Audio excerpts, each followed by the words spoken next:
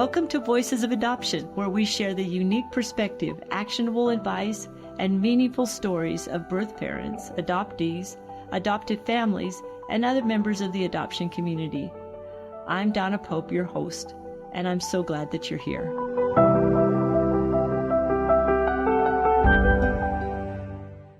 Welcome to the Voices of Adoption show. I'm Nathan Gwilliam, and I'm together with my co-host, Donna Pope. Our guest today is Patti Eddington. Patti is an adoptee whose life story unfolds like a gripping memoir, because it is one. Patti was placed in foster care as an infant, then adopted at age 4 by a loving couple in their 40s. While she experienced a stable, joyful upbringing, her early years were cloaked in secrecy. It wasn't until her 50s that she began unraveling the hidden truths of her identity. At 60, Patti had her adoption records unsealed. What she discovered was life-altering. A birth family who, and I'm not going to fill in the blanks, we're going to figure out the secret behind that in this episode. So I'm super excited to hear this story because oftentimes we hear about people that come from the foster care system. And so you were in the foster care system till you were 4. And so the key points in your life here is you were in the foster care system till you were 4, and then you were raised by a really good family. And then you decided to search for your biological family. Now, there's many people who would go, well, they left you in foster care, or you were in foster care. There would be lots of thoughts about that. Tell us what you're thinking. I was in the foster care system, I suppose, until I was 4. I came actually to live with my parents. And when I say parents, they're the people who raised me, when I was 20 months old. And I stayed with them. I didn't go elsewhere. But my adoption wasn't finalized until I was 4 years old. Gotcha. And yeah, it was. And, anyone else might have thought sooner, I wonder why, but not me. And so the story is very tangled. Kirkus Reviews said, there's just so many twists and turns.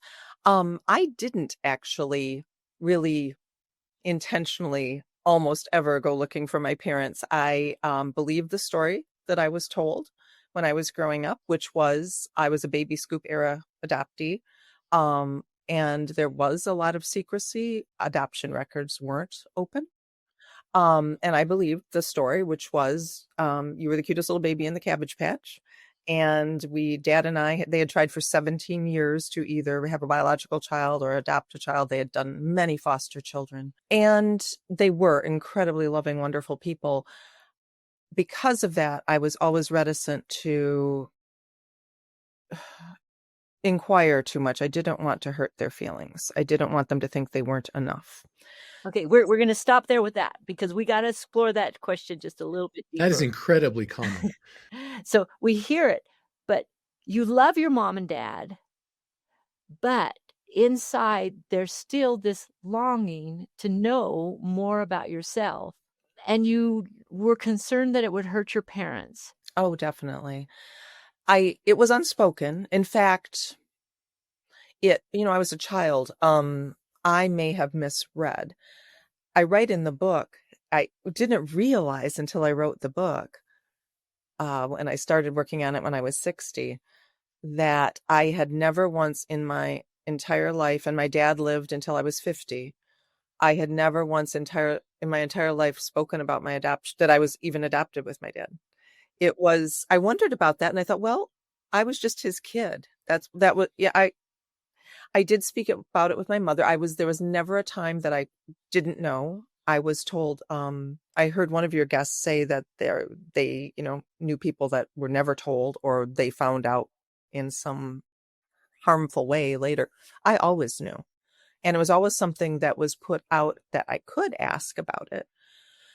And yet I had a feeling, and there's a specific story I can tell you about that. It's one of the first stories in the book. I had a feeling that to raise questions would hurt, in particular, my mother, and make her feel that perhaps, she wasn't enough. If your mom was interviewing with us right now, how would she respond to that? I think she would say, I asked you if you wanted to know, and you said no.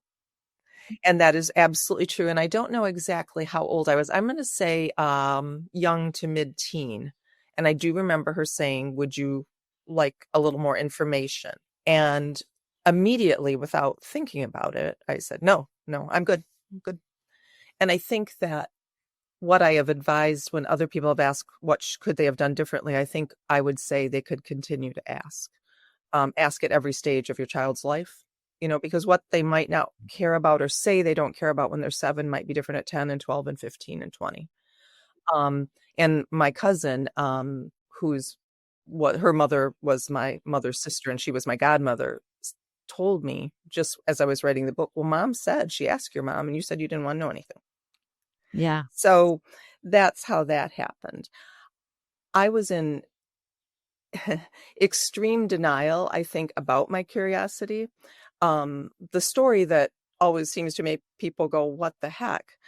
I was 55. My daughter was getting married and we were doing all of the things you do, getting ready for a big wedding. And she and I were getting eyelash extensions. And I went to a new lady and I thought, I'll tell her this funny story because she's a beautician. Mom was a beautician and she'll get a kick out of it. And the story was that my mother always told me when I was 20 months old, she said, the very day you came, your hair was so fine and limp and lifeless and blah, that I cut it all off and I gave you a perm and a henna rinse. So she changed my length and she changed my texture and she changed my color. And I always thought, isn't that funny? Mom was real pretty and she wanted her little kid to be pretty. And, she's a beautician and she's a 20-month-old. She's doing these chemical treatments to her hair. And my esthetician said, oh my goodness, you were in disguise. Oh. I was 55 years old. I'm like, I was? No, I just never. And that was the first, at that, advanced stage, that was the first time I began to think, wait a minute, what else is there? It sounds even more unbelievable. Something had happened when I was 15. I went to my mother very apologetically and said, I'm in driver's training and I have to have a birth certificate in order to get my learner's permit. And I said, I am so sorry. I won't look at the names and I won't look at my name. And I said, put it in an envelope, seal it, put it on my desk, and I will take it to the driver's training instructor and just hand it over. I was terrified. I was like, I don't want to hurt her. And she said, oh, honey, no, don't be silly. She said, they give you a new birth certificate. It'll have daddy's name on it and my name and your name. And it'll say Patricia Ann Eddington. I'm like, oh, okay. So she put it on my desk and I looked at it, of course, and it did say all of those things. But I had been celebrating my birthday on November 20th. And the birth certificate said November 15th. Oh. And I went to my mom in the kitchen where we had all of our major conversations. And I said, Mom, they got my birthday wrong. And she said, well, I might have changed it by a few days. I didn't want the nosy old biddies. I was from a very small town in town to try to figure out who you were. Wow. Interesting. Yeah. And, and so, again. So that means your birth mother was from your hometown. She was from a town about 12 miles away, but it's a very rural area, very mid-Michigan area. So we went to church in that town. We went shopping in that town. So yeah, that was a definite possibility. I was a child of the Watergate era. It was 1975 when this happened, and my parents were both avid news hounds, and I became one, and I followed Watergate like mad. I became a journalist. That was one of the reasons it was easier for me to write a book maybe than some people. And she said, what do you want to do? And I said, I want to celebrate my birthday. I want the truth. I want to celebrate November 15th. And she said, sure, honey, we can do that. It was easier then. When my daughter was born in 1993, they gave you a social security number right away.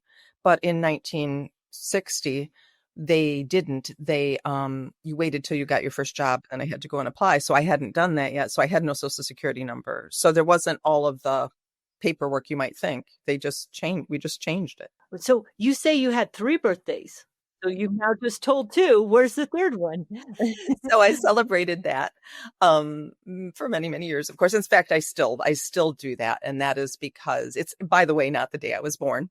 November 15th wasn't true either, but it's the day I chose way back then. And by this time, of course, I'd been celebrating November 15th, and it was on all kinds of documents, and it just feels like my birthday. When Molly was in 2016, Christmas 2016, she was getting married in May 2017, and she gave me a DNA test. Like you've probably already realized doing your podcast, there's no linear adoption story, right? It's not like it starts here and it ends here and that's it. One thing I always have to backtrack on a little is that I had found my biological mother's birthday, or by biological mother's family, I'm sorry, when I was in my mid-40s, almost completely by accident. And it's a very strange story. It's in the book. And I had been told she had passed away. It was an abuse and neglect case. She had 5 children by the time I was number 5, and she was 32, and by 3 different fathers. And then another one came later. But we were wards of the court. And I had been told, she is deceased, and your biological father, a man named Mason, is also deceased. But he's got a sister who's a lot younger, and she's alive, and she lives in the town where you were born. So I reached out to her, and she's very nice. And she responded right. She says, "Oh, Patti, I know who you are, but I want you to know that yes, my brother was with your mother, but you're not his daughter." And I'm like, yeah, how would you know? You're 15 years old at the time. How would you know? And so we kept in touch and everything. But so I believed I knew my lineage. And when Molly gave me the DNA test, I'm like, well, I'll do it. My daughter had a lot of health issues, and we only had partial history from knowing about my biological mother, Lois. And so for whatever reason, I'm sure we were moving, Molly was getting married. I put it in a box and I moved it with us, and I didn't do it for almost a year. And then I came across it and thought, I have to do this. She paid money. She has these questions. And I did the test, popped it in the mail. And on her birthday, January 20th of 2018, I got the results. And there was no one related to Mason Elwood. There were a lot of people I'd never heard of with names like Lopez and Cantu. And I'm like, who are these people? So I reached out to them, and within a day, I had a lovely response. I told a biological cousin, it turned out to be my story. I told her my name and my birthday, and she emailed me back and said, "Oh, Patti, I'm sitting here with tears rolling down my face. Your father was a man named Ramon Lopez. He was my uncle, and he asked me to find you in 2012 before he passed away." And she said, "It's too late for that." But she invited me immediately to her granddaughter's quinceañera, a 15-year-old girl's celebration. And we went, and I met aunts and cousins, and one dear little aunt who had a pile of pictures of me as an infant. And, I didn't have that. I had a picture of me on mom and dad's front lawn with my not pretty hair at 20 months old. I was, dropped from Mars. That's the first I existed and here's a picture of little Patti with both my biological parents, actually. And so many more things, including my actual birth certificate. And it was from the hospital with my footprint and Lois's, my biological mother's, fingerprint, and my name, which was Mary Ann Lopez. And so I just keep getting older. I was born October 19th. So that is actually the day I was born. But So just where did the November 15th come from? I have no idea. Anyone who knew Millie Eddington, she probably had a play. My mother was a great character. She was a woman before her time, very politically active, stunningly pretty, funny, and she's just Millie could be her own book. We named our daughter Molly kind of just in homage to her, and we couldn't name her Millie because we had another whole mother to consider. So, but she was a wonderful person. But the birth certificate was one thing, but also that day, a little aunt, I had 2 remaining aunts. Now she has passed away in the years, but she just was a wonderful person. Little Aunt Eva, she was holding me and patting me and showing me the pictures, and she's very excitable. And I was talking to her about my past and so forth. And I said, I was in the foster care, and Mom said I was, with a minister and his wife. And she's like, honey, no, you were living with us. You were living with our family. She said that Ramon, my biological father, had another sister, Jane, and he couldn't, he was a 26-year-old kid, and he couldn't see how he could raise me, understand that these were people who, Ray was young, but the family illegally immigrated. They lived in segregated housing in Owasso, Michigan. They worked for 10 cents a day in the sugar beet fields. They had 4 families to a house with no running water. There was not a lot of way for him as a young man. He had to travel for work and, to raise a little girl. And so his sister said, we'll take her. We'll adopt her. And they didn't know, I don't think, that they had to go through a certain channel in order to do that even. And a neighbor got wind, and it ended up in the court system. And my little Aunt Eva said, you were living with us, honey. We had you. And she said, we were going to be a family. They bought a house, and she was living with them as well, because her mother, my biological grandmother, was passing away. And she said it was all going to be 4 of us, and we had a beautiful house. And she said, and then one day, Jane, the sister who was going to adopt me, came into the room, and you were in your pretty dress, and you had a bow in your hair. And she said, I said, where are you taking the baby? Where are you taking Mary? And she said, today is the day we take Mary to the court and see the judge. And when we come home tonight, she will be ours forever and ever. And then we never saw you again. Wow. Because the judge took the baby away? Because the judge took you away and placed you in the foster home? From there, no one knows. No one knows. That's one thing all my journalism skills were never able to unleash. Unfortunately, and this is another side thing that's in the book, I met the judge's daughter. I reached out, I found out who he was. I researched, found the daughter, reached out to her, told her the story, and she is in touch. We're still in touch. We go out to lunch sometimes. Unfortunately, had I acted a little bit quicker, her father was still alive when this was happening. He passed away during the COVID epidemic, at that time anyway.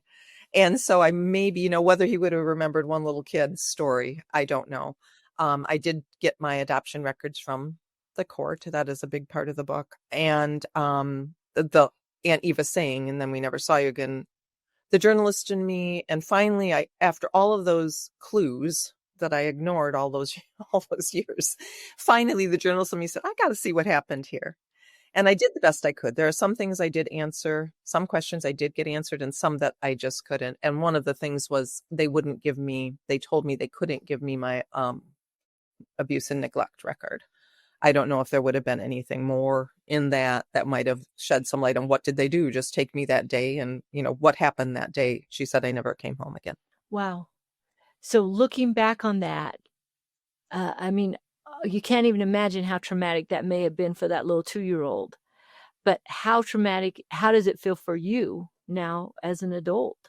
I don't know how to describe this really well. I feel like I've always felt like the least adopted person ever. I didn't know anything about, primal traumas, or that maybe I did realize what was happening. I don't remember it now.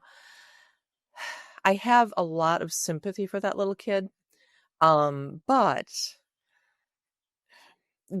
every time I think about what my life might have been. Now, Jane and her husband's name was Cecil seemed like lovely people. She was gorgeous, and he's tall, dashing man, and I'm sure they would have been wonderful people.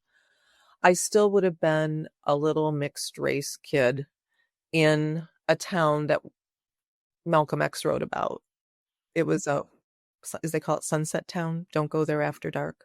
That had, until I was probably born, they still had the segregated housing. There wasn't a lot of money.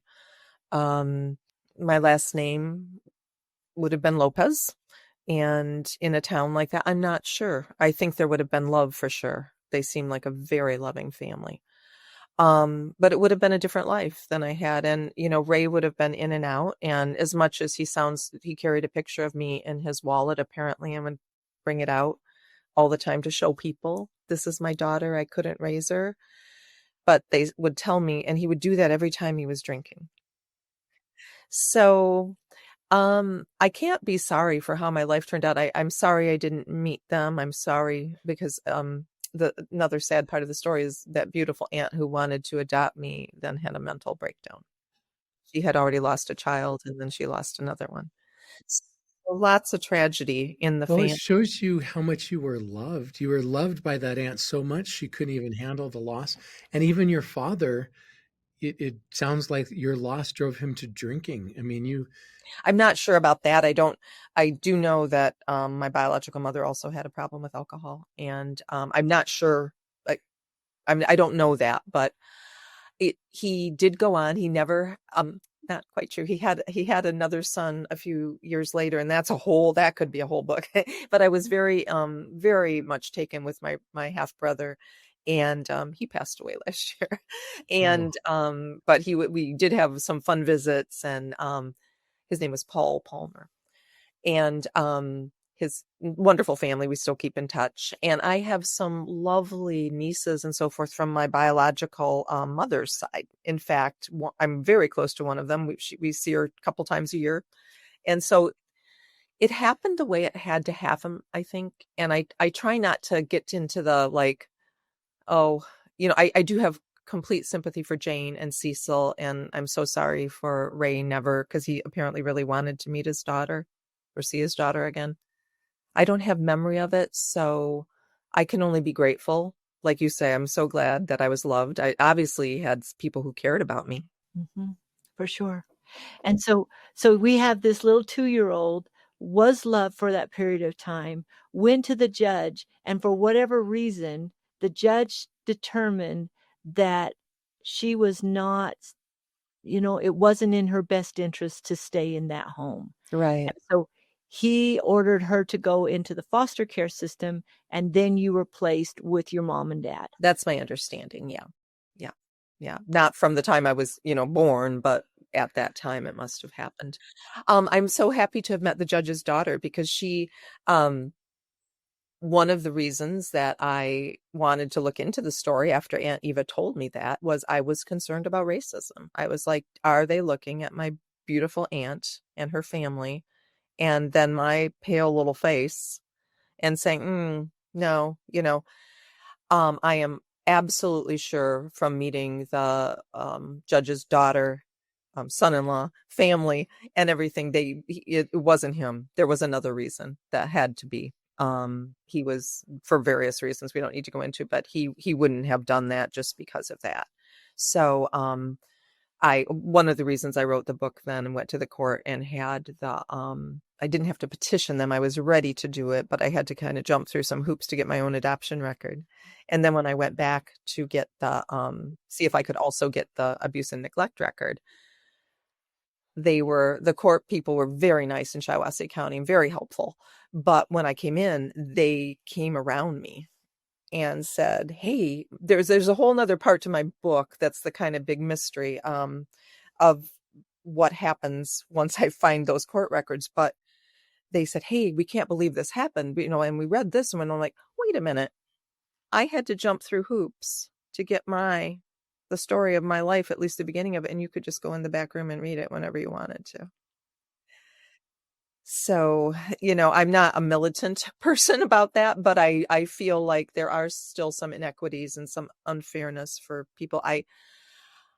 People have asked me, am I sorry, am I glad that about open adoptions, and am I sorry that mine wasn't? And I am pretty glad about open adoptions. I think information is always good. I'm not sure when I was younger how I would have dealt with the information I would have come up with in my particular case.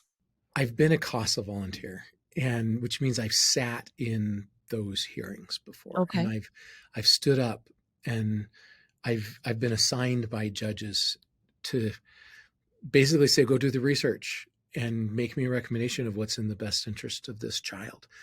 And then the judges make the ruling based on that information gathered. And I know there weren't CASA volunteers back then. Those sometimes are very complicated situations of what is really right for the child. And I'm so sorry that you had to go through that. Sometimes, how they say, oh, I met this person for a reason. I met this person because I needed, in this case, sometimes I try to remind myself that maybe it wasn't about me. Maybe it was about my parents. Maybe maybe Yeah. they needed me. And because they had gone through a lot, and they certainly wanted a child, and they certainly gave me a wonderful life. I feel like everybody gets something. Everyone gets some kind of thing they have to deal with in their life. If this is what I got, I don't feel sorry for myself. I was never a CASA volunteer in the location where your case happened, nor during the time period that yours occurred. And so it could have been a whole different situation that you went through. What I can promise you is I have never sat in a court hearing and not had the judge do what they absolutely felt was in the best interest of that child. Like they may have made a mistake, but they were always trying to really help that child and do what was best for that child.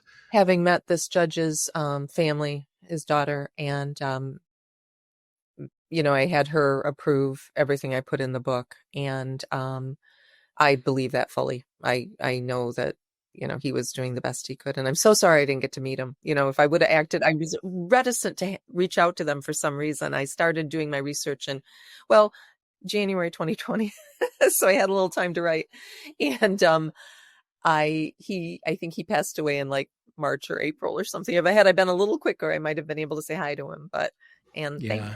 I think, I have a nice relationship with my relatives. My little Aunt Eva, who I was very close to, did pass away. But I still have my Aunt Sandy, and that would be my biological father, Ramon's youngest sister, and her husband. And it was the first time I met him, he was not at the quinceañera. He was having health issues. And I walked into the room and he said to me, "You were a beautiful baby and now you're a beautiful lady." And I'm like, oh my gosh, 60 years later, to have someone who saw me then, it was incredible. It was really, the book was just kind of the icing on the cake that I was able to do that, but it's been really nice to know them. So I want to go back to this issue you mentioned of your parents. You mentioned that maybe you blessed them. And I keep thinking about them. As an adoptive mom, I'm thinking about the perspective of an adoptive mom. And I'm thinking about your mom and how she cut your hair. And, Yes. and I understand a little bit how now she's kind of taken responsibility for you. She's aware that these other people are out there. And she kind of is hiding you a little bit. She had some bad experiences as a foster mom with other mothers, finding out where the kids were and coming to their home. Plus, I think there's just that innate fear, they had also, I write about this in the book, and it still sounds unbelievable even to me, but my first memory in my life is walking across my parents' front porch holding a woman's hand who wearing a glove. And I tried to convince myself that couldn't be. I came to live with them in July. And then someone said, well, Patti, it was probably, ladies then, court workers probably had those little white gloves. It was 1962 or whatever.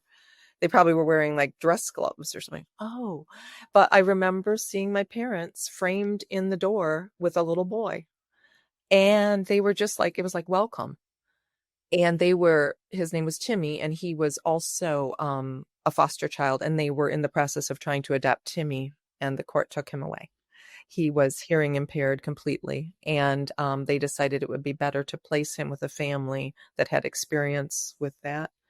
And I'm sure it broke my parents' heart. I used to be kind of jealous of Timmy because my dad would say, that cute little bugger. He was, blah, blah. He would run along the haymow, and if Dad would yell at him, he'd just turn his hearing aid down.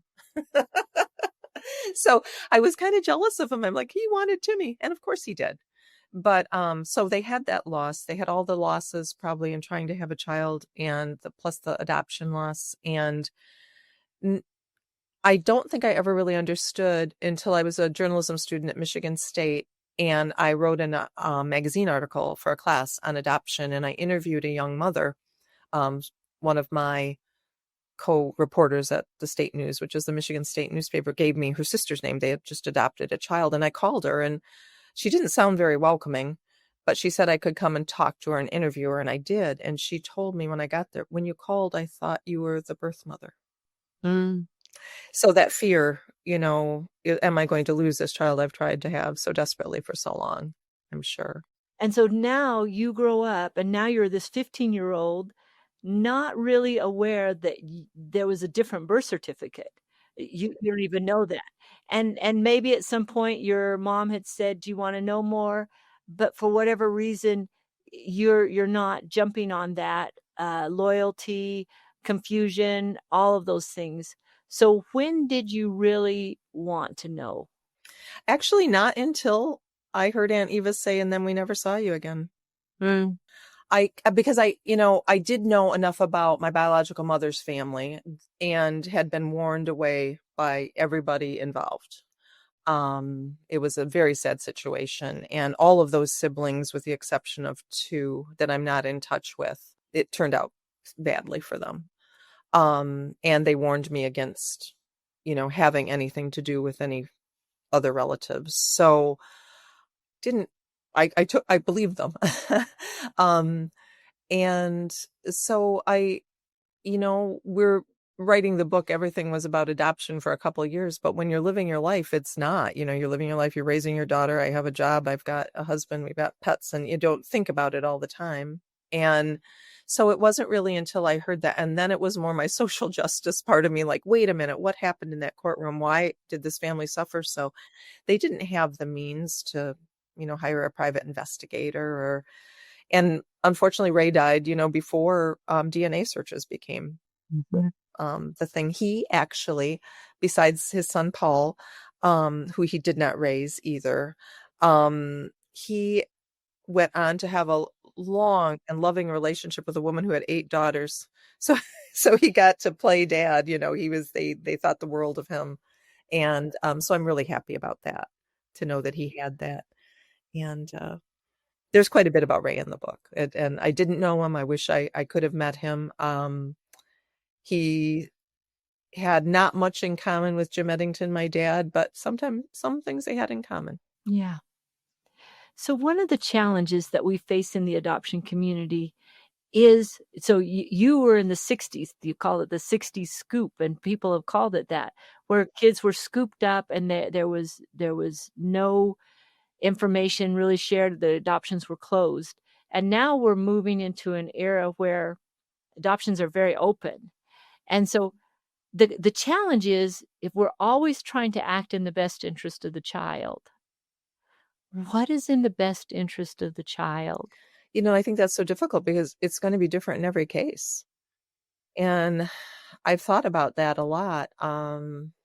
When I was growing up, my parents had a close couple friend, and they had a son who they told me was adopted. It wasn't quite accurate. He was the son of the father's sister. He was his nephew, actually. She had passed away, and the father felt the boy's father felt that he was unable to raise, a young boy. He was working and stuff. So he came to live with his aunt and uncle, but they called him as their son. That, he lived with them from the time he was little until I lost touch with him, but until we were in high school. And he knew his biological father, of course. And that worked for them. But I don't think for a lot of reasons it would have worked in my case. I don't know, I can't imagine a scenario. I didn't know Ray, but in which he would sit and, visit with my parents or something like that. But, or that they would, allow me to visit. with the family. I don't know. I really don't know how that would have worked. And my biological mother, of course, wouldn't have been in the picture because her rights have been terminated. Yeah, it's such a hard decision. I'm really glad I don't work in that particular business because I wouldn't know. I think I'm so impressed with what you did and going to sit in courtrooms and what you all do. It's a tough thing, this, making a difference in children's lives and hoping you're doing the right thing. I think for the most part, we're hopeful. I'm very cautious though, because my story turned out great and I know that not every story does. No, it does not. And I appreciate that concern. We do never know for sure. And not only do we as adoption professionals not know, but birth mothers don't know. They struggle with the question of what is in the best interest of this child. Birth fathers struggle with that. Adoptive families struggle with, am I doing what's best for this child? I think of your mom. Should I shave her hair? Should I protect her? I think of that mama bear that comes out in adoptive parents as they try to do the best for their child. The struggle is, and one of the biggest reasons we wanted these stories told and people to hear these stories, is that feeling of we're not alone in this struggle. All of us don't know fully the answers. Is there trauma? There's trauma everywhere. There's trauma everywhere. Your adoptive parents had trauma. Your birth parents had trauma. You had trauma, even though you don't maybe remember it. There's trauma everywhere. The challenge is, how do we move through it and become, we talk about this primal wound that people have. Well, yeah, we all have these primal wounds, and we can either sit on them or we can try to move through them and heal from them. And part of that healing is to hear other stories as well. Oh, I agree completely. I get asked often, are you glad? Are you glad you found all this out? And I am. I'm also glad I didn't find it out when I was younger. I think that would have been difficult for me. My biological mother's family, I have 5 siblings on that side alone, and one of them died in prison. She was, taken into a foster care situation and abused and didn't live a very happy life. My oldest sister died last year. I did have a relationship with her for about 10 years, and maybe longer than that. Nice lady. We didn't have anything in common, but I think the biggest thing we didn't have in common was that she remembered our biological mother and had lived through a lot, and I didn't. So yeah, I think the understanding every situation is different. And for the most part, people are trying to do the right thing. Adoption professionals such as you folks always try to do the right thing. And it was pretty easy for me. I didn't learn these stories until I was old enough to be able to deal with them. I had a venue for dealing with them. I was able to write about it, which I think, probably saved me lots in therapy costs. And I just, I've had a wonderful life. I miss my parents all the time. I wish I had met Ray, but that's just wasn't going to be.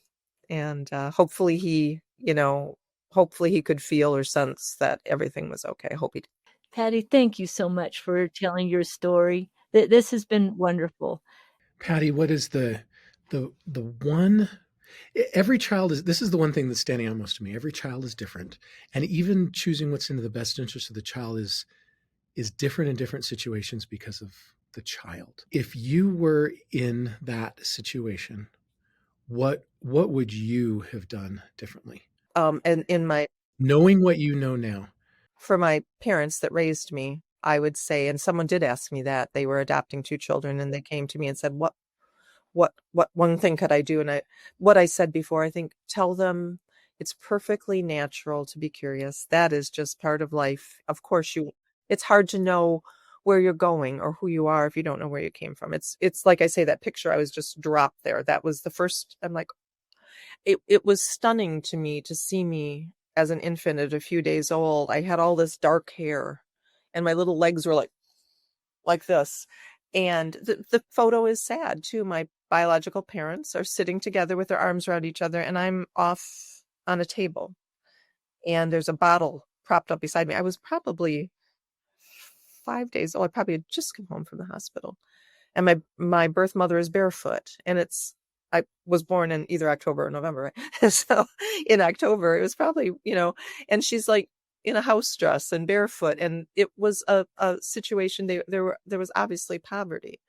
But now I've completely, I would travel for her. I would try not to get in that situation. I don't know what her situation was growing up. I'd heard different stories along the way, but for my biological, or for the parents who raised me, when the people came to me and said, we're adopting 2 children, I would say, ask them and ask them again and ask them again. Don't stop asking. I think probably my mother died when I was 47. I think probably had we talked about it then, I would have said, hey Mom, what else do you know? But I didn't want to bring it up. But if she would have said, hey, you sure you don't want to know? I've got this information, because if you read the book, you'll find out there was a lot of information they had. And also to reassure your children that it's okay to be curious. That's just natural. You're not doing anything wrong. Don't be ashamed of that. Thank you so much for this time.